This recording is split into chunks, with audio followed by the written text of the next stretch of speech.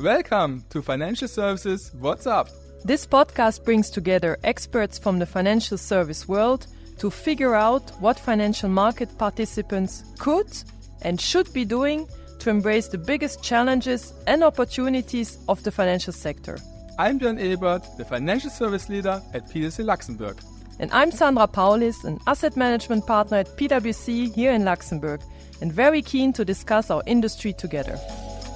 Welcome back to the Financial Services What's Up podcast, where we unravel the complexities and opportunities of the financial services sector in Luxembourg and beyond. A warm welcome to Björn. Hello Sandra, good to be back, and I'm really excited about today's episode. Yeah, so before we dive into today's topic, I would love to start with something a little bit more personal and would like to know personal, Sandra, okay. What has been inspiring you lately? I have to say, 2 weeks ago we had a great event with our CEO community here in Luxembourg, and it was really about ice bathing. It was a great opportunity to test that and also to strengthen your personal resilience. And I guess today we will talk about resilience a bit in the technology framework, but that at least helped me to increase my personal resilience. So really great stuff. Thank you very much for mentioning it. It's close to my heart, doing it since 2 years now, so I can recommend it to all of our listeners as well. And Olivier, one day I would love you to experience it as well, huh? I was there when you weren't there, but then that's a different story. Yeah, so thanks for the great insights and the resilience piece.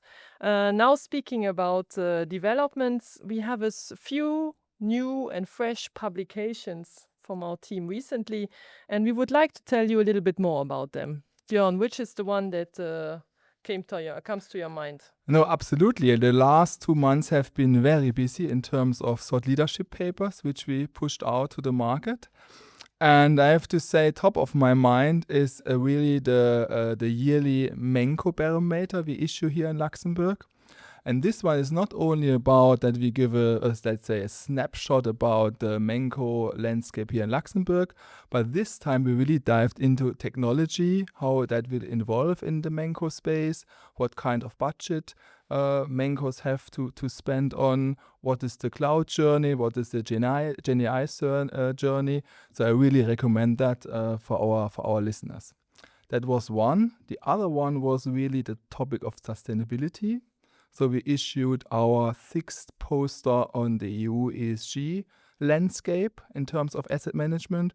And there really we track, the Article 8, 9 funds across Europe and give you really a good picture there. Also very interesting read. And finally, and I guess we talk about that today, it's DORA.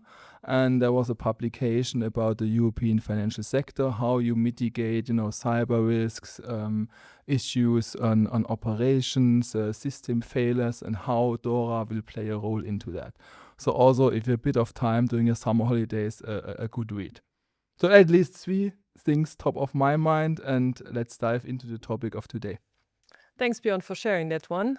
If I can just say a few words on the Menko barometer, what strikes me is actually the number of Menkos, it's stable. However, when you look at the entrance and what is actually moving in there, this is where the interesting topic is. So go and have a look at it.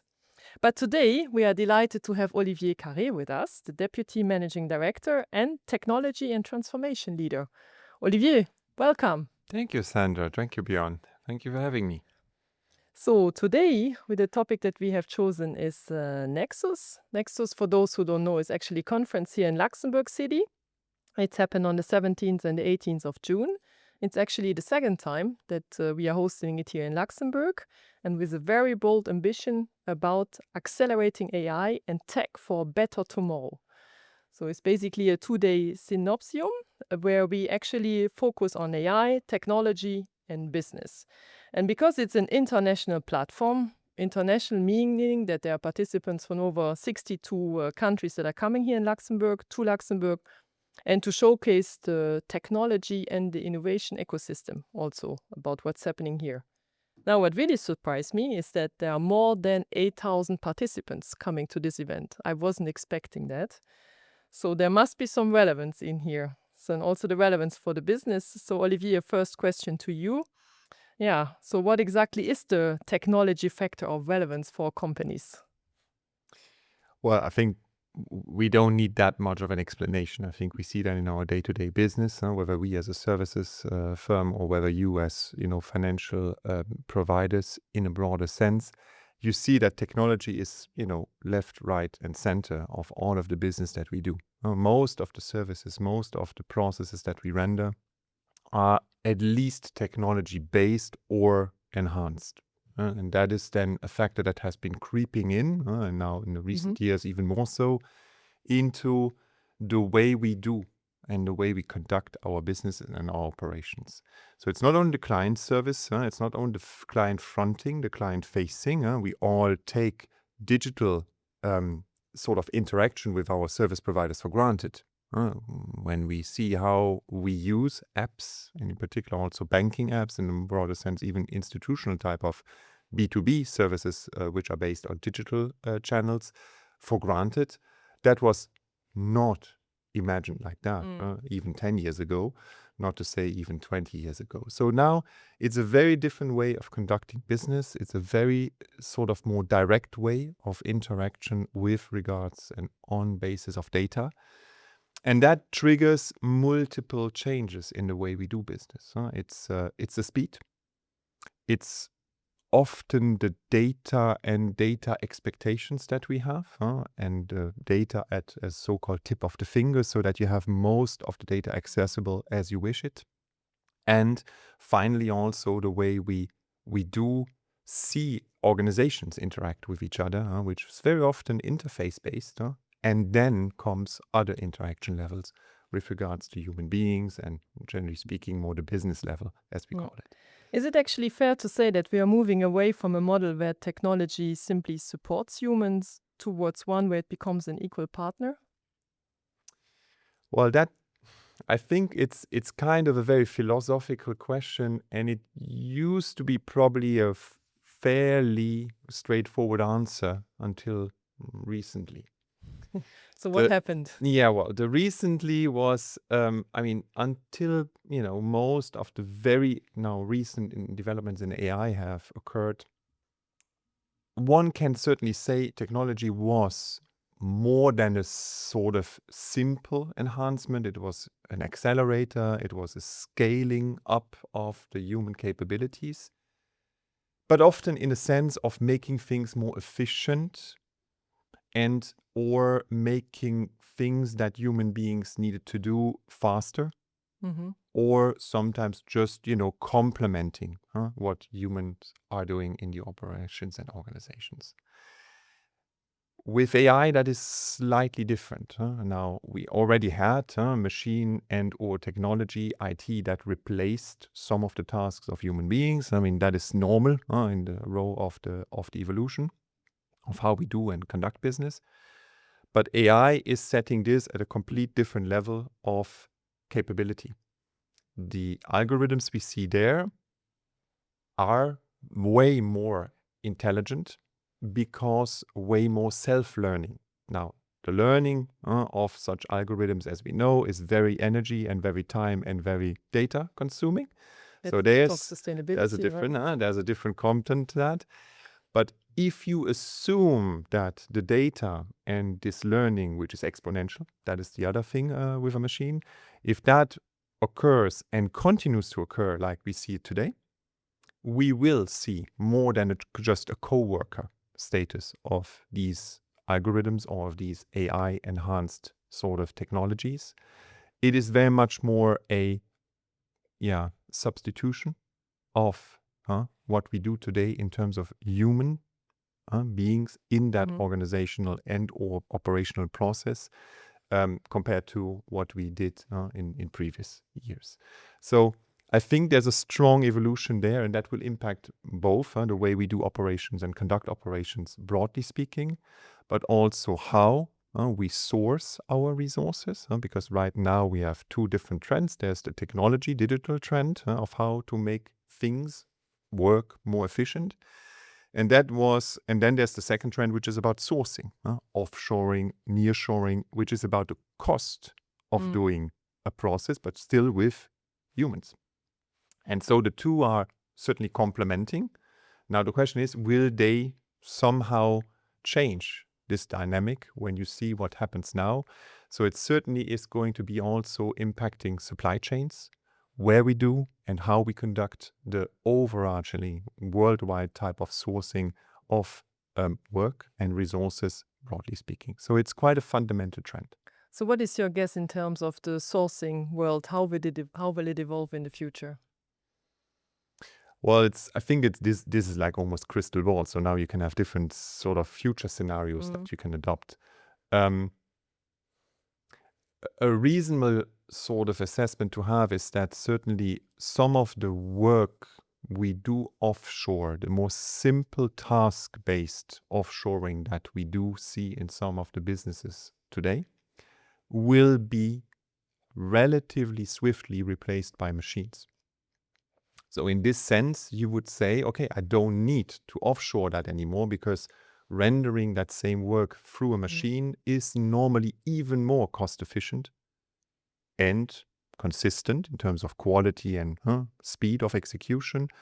And certainly also in a way you handle this, there's no day, there's no night, there's no illness, there's no this. So it's a very hard way of comparing. And that is always true. Caveat to that is threefold. The first one is, however intelligent an algorithm or an AI model or an AI service is, you need to have quality data. If the data is not good, the outcome is not good. The second is, even if you have that quality data, it still needs to be a process where you have a reasonable level of defined or predefined conditions and or parameters. Because if the parameters are not clear, if we come down to more human being judgment calls, the gut feeling, I don't know exactly, but I think that is not right, that is very difficult for a machine to do. So it has pros and cons again to that. But in some of the processes we need still that in sort of more human aspect to it, emotional aspect, if you want to call it this way. And thirdly, we should not forget, I mean, there's obviously a global power play around this. And so right now, most of these technologies are US and or China dominated. So for us as a European player, we should not underestimate the geopolitical sort of impact that can have. So it is not neutral. It is definitely not neutral for us. And that adds on to the trade and tariff war that we have ongoing, the sort of more specific defense issue and or risk that we are running, more broadly speaking, given the US and the change of their sort of foreign policy. And there adds another technology challenge to the equation. So I'm not pessimistic by nature, but I think there's a lot of challenges we as Europeans need to face. We have a lot of good and a lot of sort of also capital, broadly speaking, intellectual capital, money, etc., to spend. But we need to get our act together. It's not going to be a straightforward game to play. Yeah. I think we need to get our act together overall as a company, but also as a single human being at the end of the day. And for sure, as you said, Olivier, I think really part of the value chain is outsourced, and we need technology to make it happen, and even better than today. But the ones which are the human beings, they need everyone, I think, should upskill himself or herself into that topic to survive also going forward. And I think if you look all the studies we see, more and more people look into that, use GenAI, use ChatGPT, which is a really good thing, but the speed is quite high. And I believe, and I look also at Luxembourg level, we need to upskill us much more to understand the technology, to evaluate what GenAI AI is doing, and then we can also now use that in the right way. And I don't know what's your view on that one, but I think that's for me a critical point.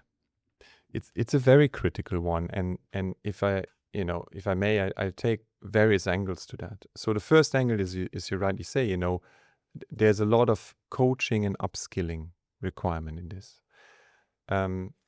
Now, in our view, both from client projects in our internal transformation. So we have AI services in production in the way we render some of our services. So it's really live.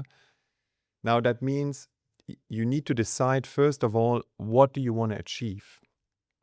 AI can achieve multiple things. The question is always in a process in our world of professional services, but that's true also for banking clients and all alike.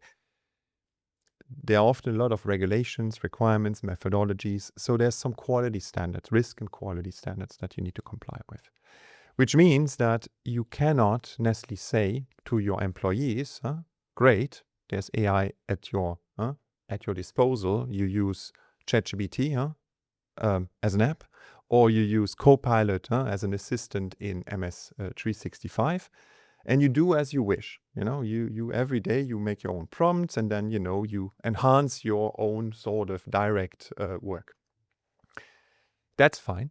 That's what we call citizen-led. It's fine if you have a specific, more unstructured type of challenge, workload, or whatever. You can obviously try and use that, and we see our employees doing that. When it starts to be more structural, when it starts to be more methodology or risk and quality related, we recommend and we have implemented a more structured approach to this. So instead of using Copilot or ChatGPT, we use actually then Azure AI services. Our technology base is Microsoft. It doesn't really matter. You can also use Google Gemini or any of the other models around. The point is more, these models come in a very sophisticated way, but then you need to have AI engineers that take the business requirement. They actually create a prompt script, and the way, because there's more than just a prompt scripting, there's also how you handle the data. Big chunks of data, you need to so-called choke them. You need to cut them into different pieces so that the algorithm actually really, goes through all of the data sets and not stops at a certain level of volume. And the reason for doing so is actually to limit first the hallucination, because that's one of the biggest risks. If you prompt ChatGPT on certain things, you can usually get an answer. The big question is this answer really correct? Because the algorithm tries to build with the data available, gaps of data considered, an answer to your question. And then the second one is, if you do that, you need to document usually how this actually is doing, how the system is doing. And then there are two key elements to that. First, and that seems normal, but in AI it's not so obvious. You want to upload data and you want to download the results with a secure user rights management. By definition, as you would do for any other things. You don't want to say, I upload data which is not really, mine, or which I don't have normally the rights to see. And even worse so, I have then downloaded results which I then are not entitled, or I'm not entitled to see. So there's a data rights management that comes with it. And then the second one is you want to have consistency. Imagine us three. We will all have the same problem statement, and we'll probably do, every one of us, a slightly, sometimes even largely different prompt. Now, depending how you prompt and how you continue, to your prompt chain, you will get different results. Now, that is fine if we do that in private, and we think, everybody of us has the, has the benefit of having a different answer, but it's not okay if you do that in a standardized work and operational environment. You want to have consistency. You want to make sure, and we do that for audit, we do that for tax, you do that in any type of operation. You want to say, whoever launches the prompt script gets the same output. Not in a single output, but gets the same consistent output approach. And that is, I think, the most important one that you need to do. And there's the complementarity between citizen-led AI tools and the more what we call centralized AI tools that you really implement in a much more standardized way. But again, used by single users. So it's not like somewhere in a hidden room, a machine with 5 nerdy engineers. No, everybody's using it in the company, at least the ones that we think should be using it. But it's a much more sort of predefined prompting. And that is important for us in order to be consistent. I think it was really interesting to also describe the elements that you mentioned about how a company can actually remain focused on the key elements of AI with a centralized approach around it. Now I'm wondering, how do you bring in AI and how does it link to the cloud? Because this is also an interesting aspect and an important aspect. It is. There's no AI without cloud. Now, yeah, you have nuances to that statement, but in essence, it's what it is. Now,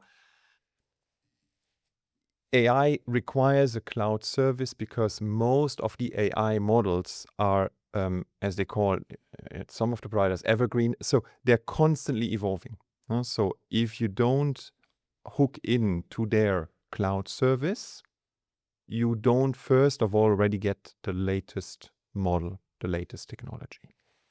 Second, it's highly data consuming AI. So you need almost, flexible or dynamic expansion of your data storage, which is difficult if you have a physical storage approach in your normal vault type or local data centers. So everything of that can be handled, but that's the typical way. So both go hand in hand, and you see that most of the cloud providers are actually also leading in the AI space. So some partner, like Microsoft with OpenAI, some, like Google, developed their own sort of model and are pushing that hard now into the market. So cloud and AI goes hand in hand. That leads to the same sort of statement we had before with the dominance of US player. You saw that with DeepSeek in China, which is in itself a sort of ring-fenced market, and that the Chinese did for various type of innovations. They developed, they didn't allow Amazon, they got Ali. They didn't allow Instagram, they got TikTok. And they didn't allow much of the other cloud providers to be there. Well, they developed now their own AI technology. So it can work. We obviously know that the political system allows their different decisions compared to ours, which is good and bad. So overall, I think cloud and AI are linked, which poses two questions to the setting of a provider or of a company. First, what is my cloud strategy? And most of the applications are today SaaS. So they are really software as a service, or generally speaking, platform as a service. So they are usually cloud-based. The question then is, do I host them with the provider? And then I'm limited to his AI capabilities. Or can I have, although it's a SaaS service, hosted in my own cloud tenant, and then I can still include also other AI enhancements, which I drive as a company. So it's way more sophisticated than that. The question is, for many banks, they have been very prudent with adopting cloud because it has obviously also the data and the data security angle to it. And a regulatory aspect. There was a regulatory aspect, there was a data security aspect, data access management aspect. And so right now, there's a lot of acceleration in that space for many financial institutions that actually do almost the two steps at the same time, which is very, challenging to have. So in a nutshell, AI cloud, you cannot really separate the two. And if you lag behind in cloud, it's very likely that you will be, also lagging in AI. If you are really pushing hard AI, it's most of the applications that will need to be cloud-based or at least cloud migrated, because eventually you can also have legacy that is not at the cloud, but you need to figure then out how you do that. No, excellent. I think that gives a really good overview, that you need cloud for using GenAI. But really practically is the question, okay, what kind of use cases we see today? And if I look at the practice and the client assignments I saw, I saw a lot of things in, let's say, in marketing, I see in research, I see in IT, I see in document summarizing, in board minutes, executive summaries, makers of board minutes, to these kind of use cases. I don't know, Olivier, what's your view? What you seen and you would say that is top of your mind? Well, I think how we approach it, because very transparently, in the very beginning, you have a ton of use cases that come along. Everybody, That you can that's imagine. the charm of this technology. Everybody can, has his own view and say, oh, that could be done and this and that and that. So there are plenty of ideas. So I think the first thing we did is actually to bring that back into a more, what is the business purpose we are trying actually to figure out? So you can have multiple use cases defining or having different sort of business purposes. However, the underlying AI tool or technology is still the same. Whether I summarize board minutes or whether I summarize a law or whether I summarize something else, it's always the same technology. So although I have 3 or 4, even 10 use cases in my company, my underlying technology innovation is only there once. So there's a number of efficiencies you can actually, bring through product management. That's how we call it. We call it a product management. Now, typical use cases are actually, yes, the summarizing use case. That's a very obvious one. We do and have in our businesses a lot of long, if not unstructured data, Word, PDF, documents. Contracts, yeah. Contracts of any nature. And often it is, somebody needs to read them, in essence, to find back very few, very specific elements in them. And then the rest is actually just waste of time. That is a typical use case for AI. Why is it better than your Control F, you find? Because the algorithm is smart. It can understand semantics. It can understand similar type of wordings. It can bring in a very different way of managing a library of documents compared to what you can do as such, and avoid that you spend time on reading, but rather you just consider the output and you work with the output. So we use that, for example, in audit, but also in the tax practices. The other use case is ingestion of data. So that is true for us, our business, but it's true for most of you as a listener. We do have in our industry still a number of processes that are not straight through. They are not responding to fully standardized data formats, or at least not through the full chain. So eventually, if you take a typical full sort of straight-through processing, it would be a Swift message. That's perfect. You have a standardized message, you put in the different data. Once it's there, and with the XML, it goes and it has an exact sort of setting for conducting operations. Not the case for many of the funds, many of the other sort of operations. There's a lot of unstructured data. Unstructured data is anything. A PDF is definitely an unstructured data, but also even a CSV file is not necessarily unstructured data. It has a structure, but it's not immediately sort of usable as such. You need to ingest it somewhere, put it into a database, standardized, homogenize, etc. AI.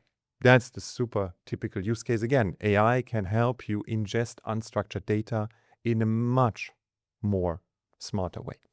And we see that. We have use cases where we can, you can, for example, we do that with bills. So when you have, normal payment cycles, you throw at such an algorithm, which we, develop based on the typical AI services, any type of bill.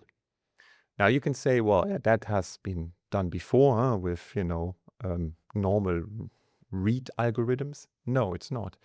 The AI will look at a document and will figure out how is the structure of the document and whether the address of the particular company counterparty sits on the lower left-hand side, upper right-hand, in the middle, is bad, etc. It will search for the address first. It will say, that must be the address. So it's not even looking for specific places in the document. It is looking at the document, like a human being would be. And that is the typical barrier we had in the past. A human being would have said, well, obviously, that's the address for the... And a machine could not do that. It would say, I'm looking for something more standardized. So these are typical use cases we use. And on the citizen-led, I think the hardest, or for us at least, most relevant one is Excel Copilot. It's a very, very powerful enhancement. I mean, the errors in your macros, that's the past. You can build almost anything with that in that sense. So it's it's this. And then the next one we are going to take and tackle as a company is going to be development, so real programming. Where today already you see that AI enhanced programming is super speed in terms of how it evolves. That's where things will be going. So there's various use cases technology wise, but which then allow you a number of business use cases. But we approach it from the other angle. We call what is the business, what we need to solve, the business problem or the business purpose. And then we look into the different library, into the different technologies that we have, where this can already be done with something existing. So that is what product management and pipeline management will be about. Yeah. Thank you for sharing all those insights. Pretty structured. So if our listeners wanted to get into the AI journey even more structured, I think this is the way to take it forward. Olivier, I have one last question for you. It's in relation to the number, a number that strikes you, a number that caught your attention, because maybe in a way it surprised you. So what is your number? I think, there are plenty of numbers in the business we are in. No? I think the most striking ones, because I will not name a number as such, I think the striking ones are just the valuations that you see now around. Now I'll pick one, but that is not making a specific. It is that NVIDIA, which is the chip producer for AI, now crossed the 4 trillion mark. In terms of market capitalization, I think that shows the expectation of markets, because good old US space, they need to grow into that valuation. The expectation is very high. But you see how far the market sees this thing evolving. And it certainly will eventually be competitors for NVIDIA around. But still, right now, it's what the market expects to happen. Like a huge, even now from here, a huge increase in AI technology. And then obviously the providers around. Okay, thank you very much. So there is much more potential for the future. Let's not forget the users and all the upskilling. We didn't talk a lot about this one, but it's certainly also an element to take into consideration in this journey. Thank you very much, Olivier. Thank you. Thank you, Sandra. Pleasure, as always. Ja, have a good day. Da muss auch noch